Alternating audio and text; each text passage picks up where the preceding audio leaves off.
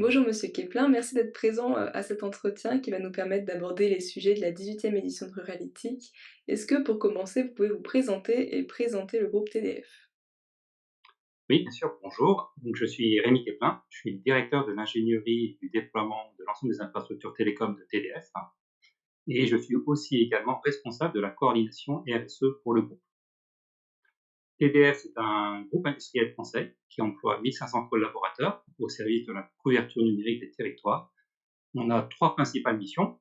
La première, c'est la diffusion audiovisuelle. On diffuse la télévision numérique terrestre et la radio partout en France.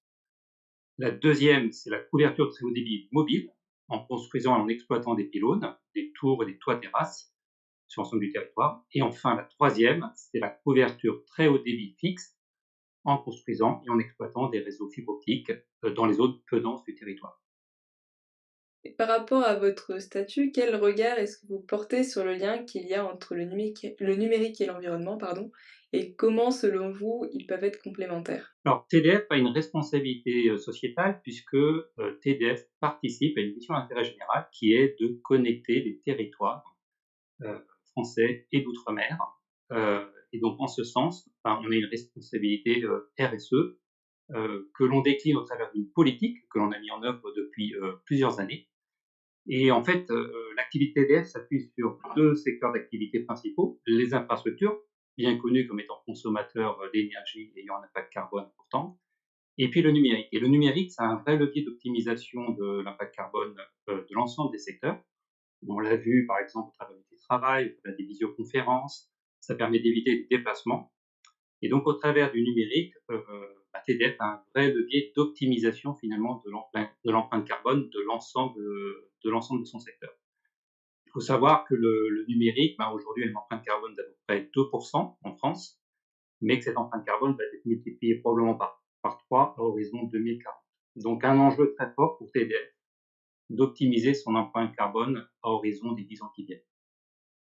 Et est-ce qu'il y a des actions justement assez concrètes qui sont effectuées au sein de TDF et qui permettent d'allier le numérique et l'écologie pour le développer d'une façon sobre et durable? Tout à fait. Donc, en tant qu'acteur industriel, en fait, on a 2 enjeux majeurs, au niveau TDF. Le premier enjeu, ça consiste à optimiser notre consommation d'énergie.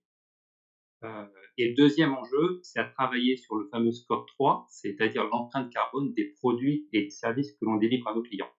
Si je reviens sur le premier enjeu, donc limiter notre consommation d'énergie, d'abord en faisant en sorte de mutualiser au maximum les réseaux. Donc c'est l'ADN de TDF, c'est de mutualiser les infrastructures, de mutualiser les réseaux, de façon à limiter l'empreinte carbone. Et puis la deuxième action, c'est de recourir aux énergies renouvelables. Et ça, on le fait de deux façons. D'une part, en déployant des ombrières photovoltaïques et des fermes solaires sur nos sites. On a comme ambition de déployer près de 2000 ombrières photovoltaïques sur l'ensemble des sites de TDF et à peu près une trentaine de fermes solaires sur nos sites du réseau principal.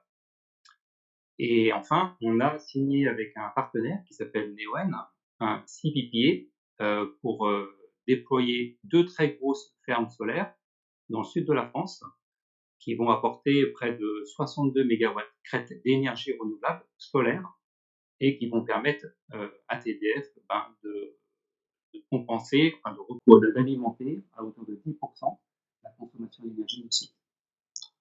Bon, ça c'est sur le premier volet. Sur le deuxième volet, c'est-à-dire sur l'empreinte carbone des produits et services que l'on propose, on a un certain nombre d'actions concrètes qu'on a mises en œuvre pour limiter cet impact carbone qui représente aujourd'hui plus de deux tiers en fait de notre scope 3.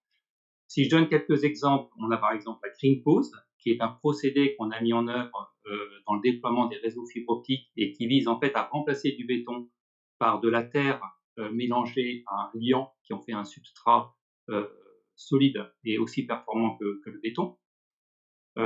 L'activité audiovisuelle, la TNT, la plateforme TNT de TDF est finalement très peu énergivore. Et il y a une étude qui a été menée par le Low Carbone TV qui démontre que finalement la diffusion hertzienne consomme a un impact carbone 10 fois moindre que typiquement les box internet. Et enfin, sur le sujet des infrastructures, on a développé avec un partenaire MUB, une solution MUB de mât végétalisé, qui consiste en fait à déployer une infrastructure destinée à supporter des antennes, mais cette infrastructure est complètement habillée de végétaux, de vrais végétaux, ce qui permet, de réduire considérablement l'impact carbone de cette solution. C'est une innovation, qui a nécessité près de 7 ans de R&D, et que l'on est en train de proposer à l'ensemble de nos clients. Et enfin, pour finir,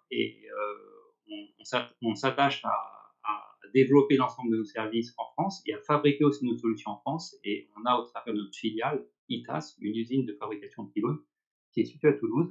Et donc, on fabrique ainsi localement nos produits. Merci monsieur Keplin, c'était très intéressant, de bonnes actions concrètes mises en place, au sein de TDF. Est-ce que vous souhaitez ajouter quelque chose? Non, juste pour vous dire que le la RSE, c'est évidemment une préoccupation majeure de l'entreprise, et on souhaite, évidemment, apporter notre concours, au travers de toutes les infrastructures que l'on déploie à l'optimisation de l'impact carbone, et faire en sorte que le numérique soit vraiment un levier d'optimisation de l'impact carbone en France. Merci beaucoup, Merci. merci d'avoir Au accepté de revoir. répondre à ces questions et du coup, on pourra retrouver, TDF, à Ruralytic fin août.